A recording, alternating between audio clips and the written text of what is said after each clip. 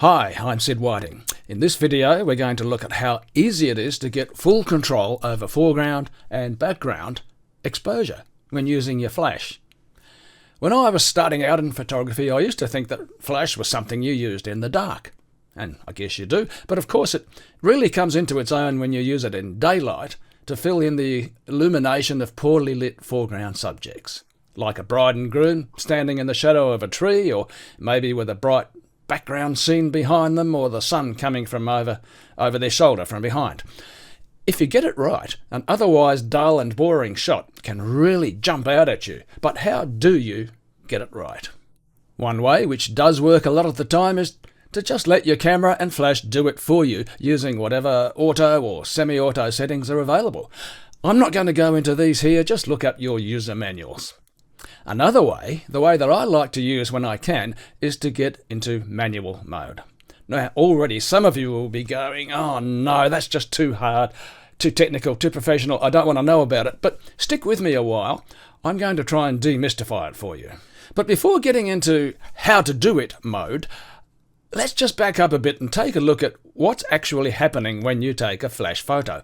And I can tell you that even some professional photographers haven't actually got their heads properly around this. In effect, what you're doing is taking two completely separate photos. Or perhaps I should say two completely separate exposures of two parts of the same photo. Oh, is that confusing? Probably, but let me explain. Let's start with the premise that you've got a foreground subject and a background scene, and that the foreground subject is fairly close to the camera, while the background is, well, just that, out there in the background somewhere. Let's add some ambient light, maybe from the sun and the sky. In this context, ambient means all around us. It's everywhere, coming from different directions, and it lights up everything equally, no matter how near or how far from the camera. Problem is, we're not always happy that it's doing a very good job of adequately lighting the main subject in the foreground. So that's where we bring in the flash. Now, flash is a very different kind of light. It's not ambient at all. Rather, it comes from a single point, your flash gun. So it starts from that point and spreads out as you get further away. And as it spreads, it gets weaker. In fact, its power reduces by the square of the distance away. And that's why fill flash works. Because by the time the flashlight gets out to the background, it's too weak to affect anything. So the flash will just brighten up the foreground near the camera, but won't touch the background. And therefore, it lets you alter the balance in the exposure between the subject and the background. And that's pretty cool. Now, it gets even more interesting. When you take the shot, there are two different exposures happening. First, there's the normal camera exposure. Because you've got the flash connected and switched on, the camera will be at the appropriate shutter speed to enable it to sync with the flash, usually between a 60th and a 250th of a second. You wouldn't normally go slower than a 60th unless you were using a tripod, or you'd risk background blurring due to camera shake, and you can't go faster than a 250th because the camera won't let you. More on that later. The shutter will open for that time period, and the sensor will be exposed to the entire scene, foreground and background, using the ambient light for the whole period of time the shutter's open. Okay.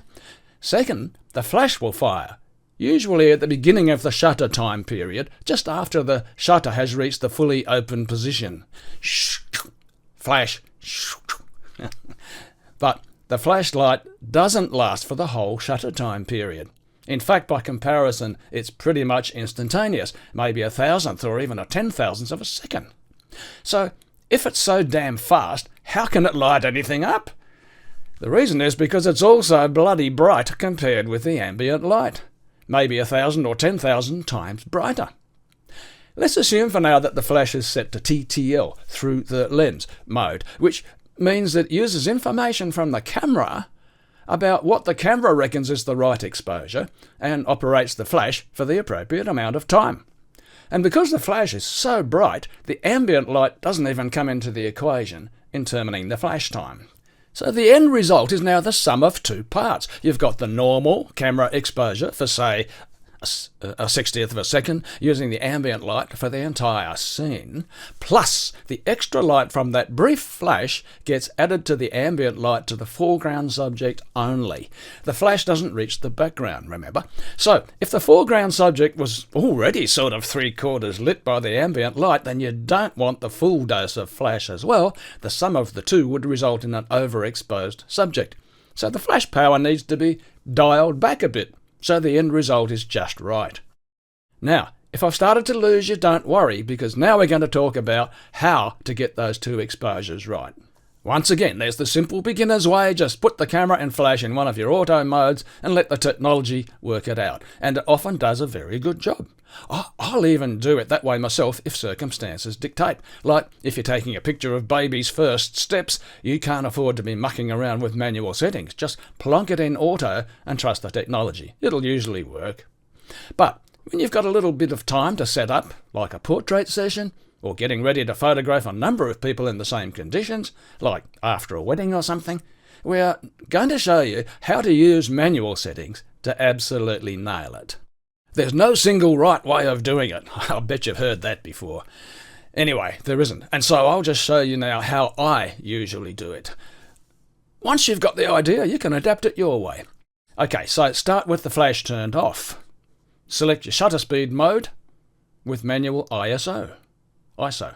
Set shutter speed somewhere in the normal flash sync range, which is a 60th to a 250th, or whatever your camera's fastest flash sync speed is. That's what you need for the flash to work once you turn it on, which we're not doing yet. Take a shot or two of your scene.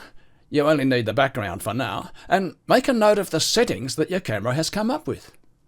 If the aperture is then not where you want it to be, alter the ISO until it is. For example, if you increase the ISO, then the aperture will close down to compensate, giving a higher f value. Because you're still in shutter speed auto mode, right? So if you change one thing, the camera will make a compensating change to something else to keep the exposure constant. When things look about right, then you select manual mode, M mode, and dial in the settings you just had, the shutter speed, aperture, and ISO. Now, is the background exposure as bright or as dim as you want it? If not, adjust the ISO or the aperture until it is. Now, you're all set for the perfect background exposure. And it can't change because you're in manual mode. It's locked in. Just a note of caution there. Many cameras do have an auto ISO setting that lets the camera control the ISO even when you're in full manual mode. You might need to turn that auto ISO off. Right, now it's time to bring in your foreground subject and turn on the flash. Take a shot with the flash in TTL mode, and then use the plus or minus compensation in the flash to get the foreground exposure right. Remember, if the foreground already has a fair amount of ambient light, you don't need to have full power on the flash or it'll overexpose. If you prefer, instead of using TTL mode on the flash, which is an automatic mode, you can set the flash to full manual mode and adjust the power until the shot looks right. That's what I do, actually. And that's it. You're all set now with the right foreground and background exposures, which can't be screwed around by any of the camera's automatics. There's maybe just one possible fly in the ointment. What if, when you're setting the background exposure in the first step, the background is just too bright? You don't want to go any smaller on your aperture, and you're already down to minimum ISO. What to do? Well, there's a couple of ways out of this that I can think of. One is to use a neutral density, ND, filter to cut the amount of light getting in. I use this technique from time to time. The other way is to go to a faster shutter speed to reduce the amount of light getting through. But hang on, you can't go faster than a 250th, right? Actually, you can if your camera flash combination is modern enough to allow high-speed sync. You need to look up your own user manuals to see if you can do it. The reason the fastest sync speed is usually a 250th is because that's the fastest speed that modern mechanical shutters will allow the shutter to be fully open for the brief instant required by the flash. Any faster than that, and the rear shutter curtain has to start closing before the front curtain is fully open, so the full sensor is never exposed at any time. Is that hard to visualize? Let me see if I can do a demo here. this is your camera shutter, right? And your camera shutter consists of two curtains, a front curtain and a back curtain, or a rear curtain. And normally, starts off, you push the shutter button, the front curtain will open. And then after the appropriate time, the rear curtain will close. Okay. Now, with a flash, the flash is synced normally to fire when the front curtain is fully open. Flash. Right. Now, trouble is, it's a mechanical device. And so even with the best technology, it actually takes about a 2/50th of a second for the curtains to go from there to there. And from there to there. So that means, when you set to 2/50th, say, as this curtain starts to open, the front curtain, this bit here of the scene, of the sensor, is now being exposed for that whole 2/50th of a second. So by the time the front curtain gets here, this bit's already had its 2/50th, and so that means the rear curtain has to start closing. And it works out that the whole scene then gets its 2/50th overall exposure. So that means for the flash to work, it's got to be flash now, right? Just made it. Now what if you go to a 500th of a second? Eh? Okay. That means that by the time it's only halfway open on the front curtain, your 500th is up. So now the rear curtain has to start closing while the front curtain is still opening. Which means at no time is the shutter fully open for the flash to take a flash, to illuminate the whole scene. Well, to illuminate the sensor, you know what I mean. So, high-speed sync solves that problem by, instead of flashing once, by doing a whole lot of little low-power flashes as the shutter opens. Maybe 1 or 2/1000ths of a second, and it's just a slit going across to give you that fast shutter speed. So it's going to be flash, flash, flash, flash, flash, flash, flash, flash, flash, flash, flash, flash, flash, dozens or maybe 100 or more little flashes. And that's how high-speed sync works. So in the end, it's kind of like a stroboscope. It works, but might wear out your flash tube a lot quicker. So you might want to only use it as a last resort. I only use it as a last resort. And of course, there's always something else to trip us up, isn't there? I'm talking about that in-between situation where you're inside a room maybe or outside, but there are background objects or walls that are close enough to the camera to be affected by the flash. They're not quite out of range of the flash. So from the flash point of view, they're not sure whether they're foreground or background. And that's getting beyond the scope of this simple video. All I'll say here is if you're in that situation, just play around with your settings and experiment a little. One approach is to use an off-camera flash to get closer to the subject relative to all the other stuff. And just quietly, off-camera flash from the side, for example, gets you a much nicer result anyway, usually. I use it all the time. But hey, one thing at a time. So that's it. In summary, you start by getting your background exposure how you want it without the flash, but with the shutter speed within the flash sync range. Then you replicate those settings in manual mode so they're locked in.